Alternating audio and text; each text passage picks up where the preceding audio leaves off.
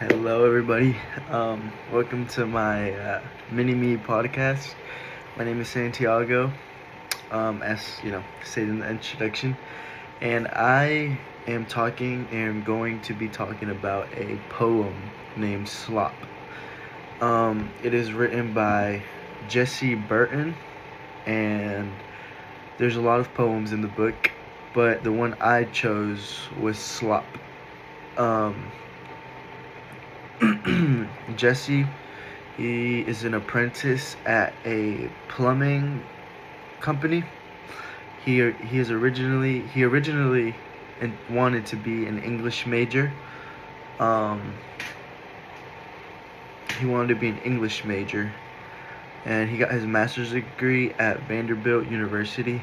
And he was a tutor, and he was super involved with the community of English and composition.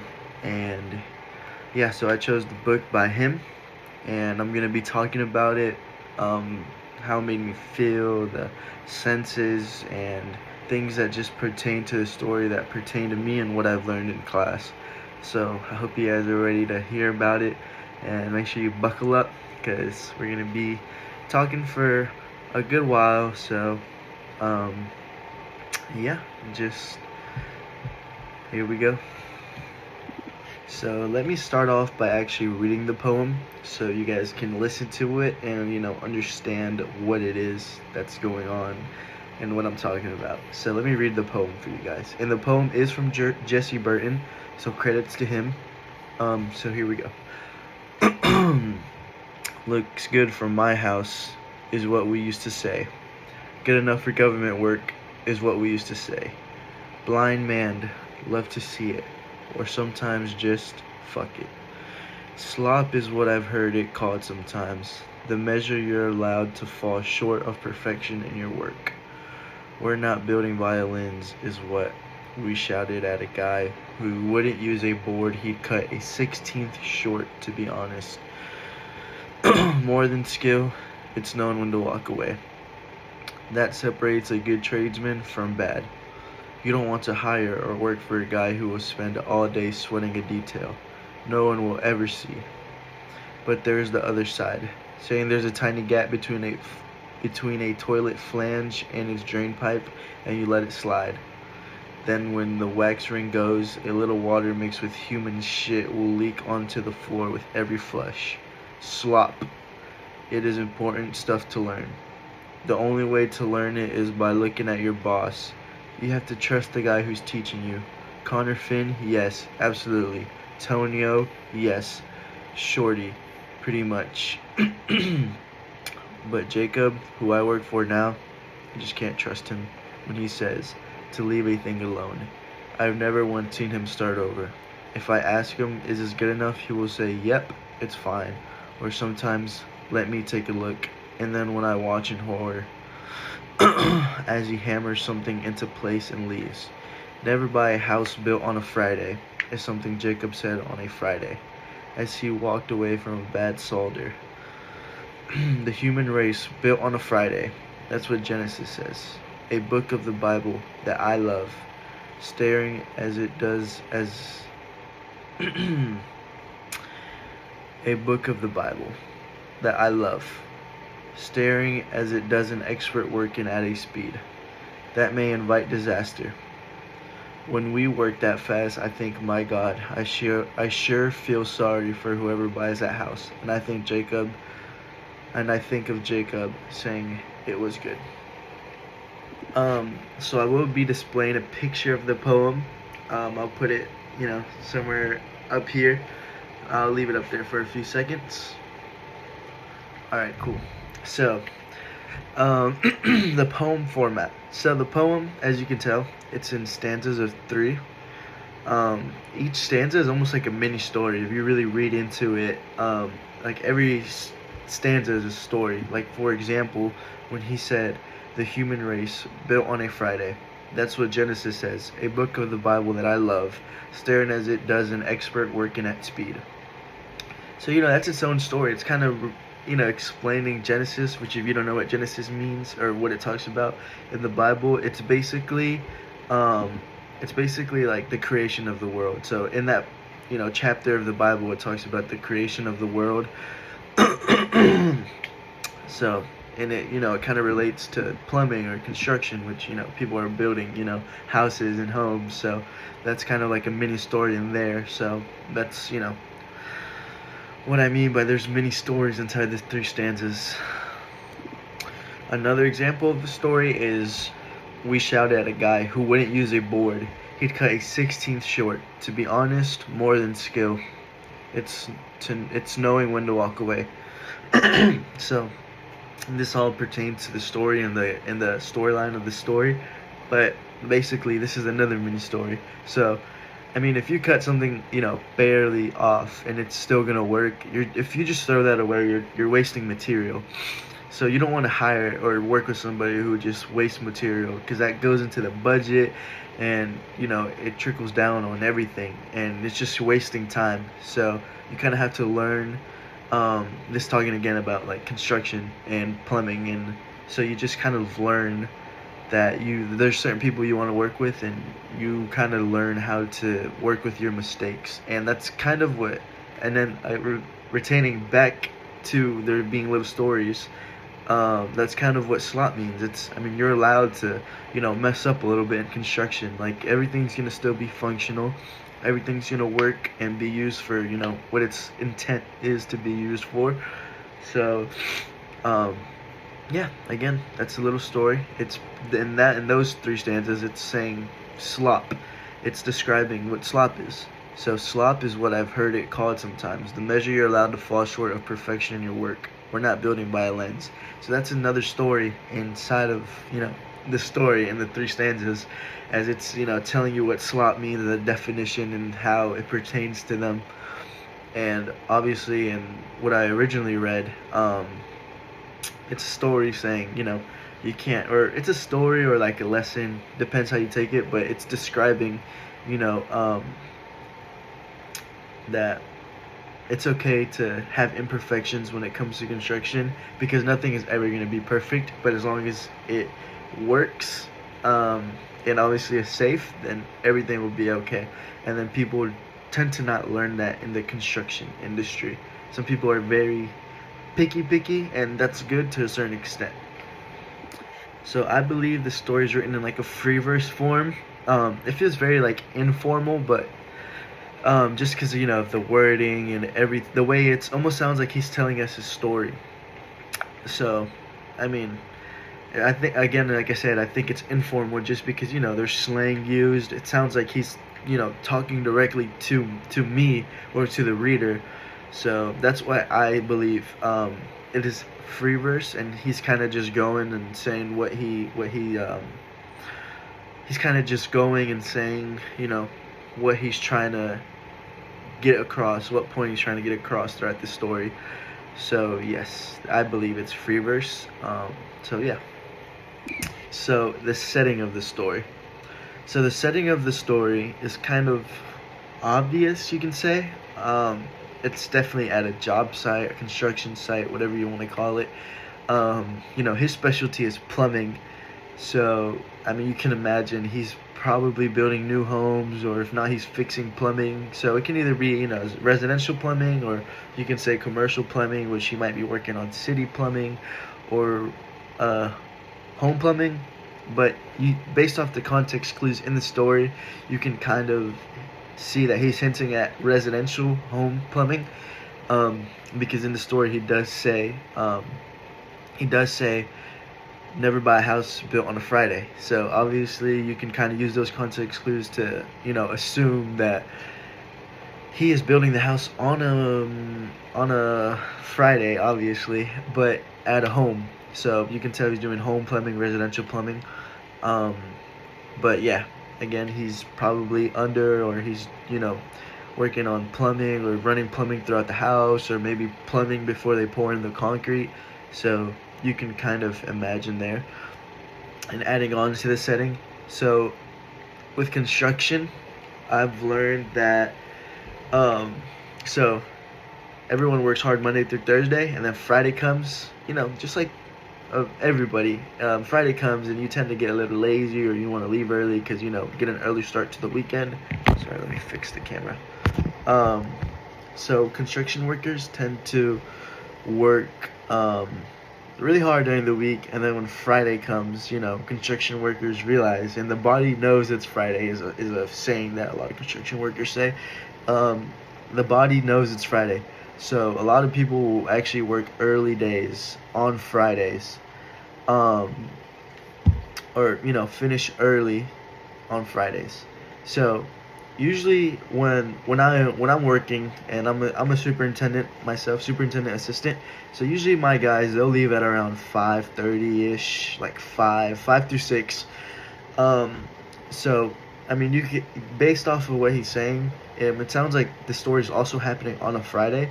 So you can kind of tell that based off the story and the context clues and what I've experienced, you can assume that the story is happening around 3 to 4 p.m., maybe even 2:30, because a lot of guys want to leave early on Friday. A lot of construction workers want to leave early on Friday. And from what I've experienced, people are off the site by 4 o'clock. They go home to their families, so you can kind of assume the story is from around 2 to 4 p.m. So that's the setting of the story. So smell, or senses, sorry. Senses in the story. So as we've done previously in other classes and other assignments, we've touched a lot of topics, but I feel like what really has stood out to me is, thinking deeply into the story, like thinking beyond like what this, like, everyone obviously reads the story and thinks, what is the meaning of the story? What do I get from it? What's the theme? But something I've learned in Miss Lejeune's class, which, kind of opened my mind a little bit and made me just, be more passionate when I'm reading a story or a poem, or, further understanding the poem, is senses. There's a lot of senses when you read something. I mean, you might not know it, but when Miss Lejeune, I've never been taught that, or never, thought about that when I'm reading, but she did teach us about senses in the story. So there's 4 senses that I chose to talk about in this story, because, I mean, you can kind of just imagine being on a construction site and what he's saying, and it kind of, feel and hear what he's saying. So the first sense is smell. On a job site, especially he's a plumber, you can probably smell a lot of, wood, or, you can smell a lot of wood, construction sites, obviously, most of the time, unless he's doing home. So residential, buildings are, 9 times out of 10 are made out of wood, not steel or metal or anything. They're made out of wood. So you can probably smell the framers, cutting wood. You can smell the OBS or the plywood. So yeah, you can probably smell a lot of the trucks coming in and out, or maybe if they're using like a lift or something, you can smell diesel burning from, the machines they're using. So you can smell stuff like that. And of course you can smell, pipe, plumbers, they use a lot of like PVC cement, so you can probably smell like the adhesive they use, the cement they use to put on their tubes and make the tubes stick together. You could probably smell a lot of plastic. You can assume a lot of, plumbing is like plastic, so you can probably smell it when it's getting cut or when it's getting fitted. So that's a lot of things that you can, smell based on what the reader has said. So so sounds, I mean, he's on a construction site, so there's a lot of sounds to be heard. Again, you can hear the trucks coming in with material. I mean, you could hear the nail guns, nailing, framing down, and nails. I mean, in a construction site, you're always going to use nails, so you're always going to hear nails. Maybe you can hear, so in a construction site, there is crews of workers. So, so there's contractors and subcontractors. So everyone, for the most part, if you're doing a job, if you're doing a bigger job, you're usually, or, so usually you're going to do a job, right? And you're going to get somebody who specializes in painting, somebody who specializes in framing, somebody who specializes in concrete and plumbing. So you're gonna hear all different type of guys. Like it's not just one company who's usually like not just one crew who's building your house entirely. I mean that is possible, but usually people will hire somebody to do something specific. So there'll be a lot of different crews finishing up or starting up different things. So you can probably hear crew leaders who are yelling at their workers, or crew workers who are telling their leader to cut the measurements out so they can fit a piece in. So you hear a lot of yelling, especially in Spanish, because a lot of construction workers are Hispanic. So you do hear a lot of that. You hear materials being installed. And again, in a construction site, you do hear a lot of Spanish. A lot of construction workers are Hispanic. I mean, I'm Hispanic myself, and I work construction. And all our crews are actually Hispanic people. So you do hear a lot of Spanish being spoken. That's something that really sticks out to you. And obviously, you hear the loud machines or the nail guns. So those are things that you can hear on the job site. So on the site, again, Jesse, who's writing the story, he can probably see a lot of, Hispanic workers around the job site who are doing stuff. Usually, I mean, based off the names, and, you can probably assume that a lot of plumbers do tend to be, American or Caucasian, so he probably is working with a lot of white guys in plumbing. It's kind of a stereotype, it's a big stereotype. I mean, construction is honestly a big stereotype, but you can assume he's working with a lot of white people. So you see a lot of white people or Hispanic people on the job site. He probably sees a whole bunch of lazy people on the job that aren't doing what they're supposed to be doing, or working really slow, or just, you can tell, are dragging to be there. That's a lot of things you can see. I mean, you can see big trucks or big rigs coming in and out the jobs. You can probably see a lot of people smoking cigarettes or drinking beer on the job site. That's a big thing. And he does talk about that in a different poem, but obviously we're not talking about that poem, but he does state that he does see that a lot on the job site. So you can assume that that he sees a lot of that. A big thing too he probably sees is a lot of dust, a lot of, residue, like when they're cutting stuff, obviously the dust and everything spreads around very heavily. So that's a lot. He sees a lot of that, I'm sure. So, and it probably gets in his eyes, so he can definitely see it. So yeah. So he pretty much, it's a lot of picking and choosing almost in the story. Like he's pretty much in the story, he's fuck. So the meaning of the story, I believe, is him kind of relating to other people, or relating to other people who have worked in the industry. He talks a lot about, not being perfect, of, kind of being a good worker, and you don't have to be perfect to be a good worker. Everyone's going to make mistakes as long as you work around your mistakes. He talks about there's also mistakes that happen that need to be addressed. So there's things you can do, but then there's also things you can't mess up, and it's okay to go back. It's okay to fix things. It's okay to, be wrong sometimes. So he talks about a lot about that, and obviously he talks a lot about building and construction, or, plumbing in this case. So that's the meaning of the poem. He pretty much just talks about his experience, and yeah, so it's a pretty short poem. I don't think it's too hard to understand, so that's what I got, and I believe Jesse, that's the meaning behind his poem. So my emotional response to this poem, I believe, well, I myself am a construction worker, so my response to this is I relate to almost everything he says. So I actually have the person who's training me, who's my boss.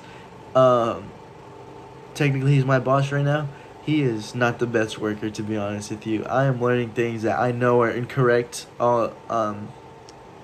He's lazy. He's super lazy. He's always sitting in his truck on the job site. He's never making sure everything's being done right. So, that's something that I can relate to, and that's like the emotions I get. Like, I understand when he talks about the person who's training him, Jacob. I have a Jacob in my experience. So And then I do have people like Connor Finn or Tonio, which are great people and great examples and help me become better at what I'm doing. So, so yes, I do have a lot of emotional response to that. I mean, I've seen it with my own hands. I mean, I've seen people slack off on Fridays and all they do is talk about wanting to go home on Friday, and they do a piss poor job at what they're supposed to be doing, and it gets everybody in trouble. But as long as they go home, that's all that matters to them.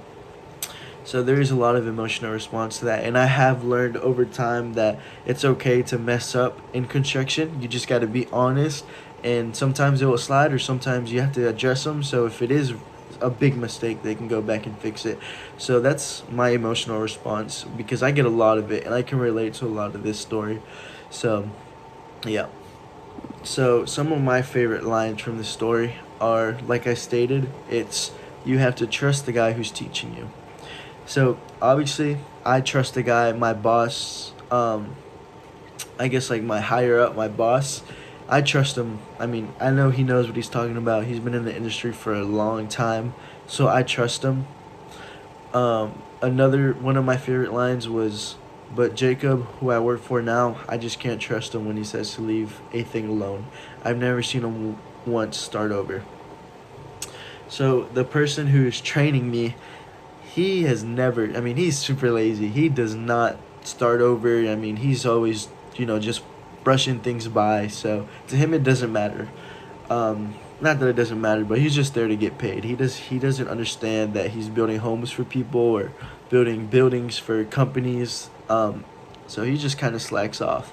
So that's one of my favorite lines, as I can relate to that a lot.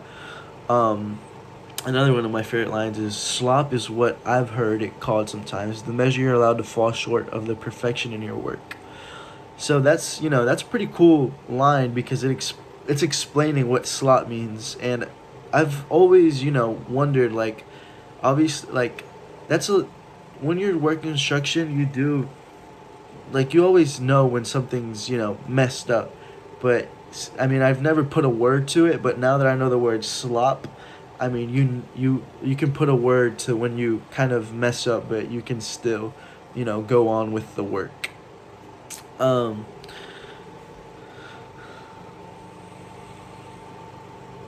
Another one of my last favorite line was, "The human race built on a Friday." That's what Genesis says, a book of the Bible that I love. So I am Catholic. I am a Catholic. So I am a firm believer in Jesus Christ and God. So I love that fact that he's mentioning the Bible, and you know kind of relating his life to the Bible, or stories that happened in the Bible, like relating to his religion and his beliefs. I love that line, because Genesis talks about the creation of the world, and for some people, on a smaller scale, sometimes building a home for somebody, that's building the world. They're gonna raise their children there and raise a family there and have lifelong experiences there. So I love that, the fact that he's relating and mentioning the Bible and his beliefs, and I love how you can interpret it. So those were my favorite lines from the story.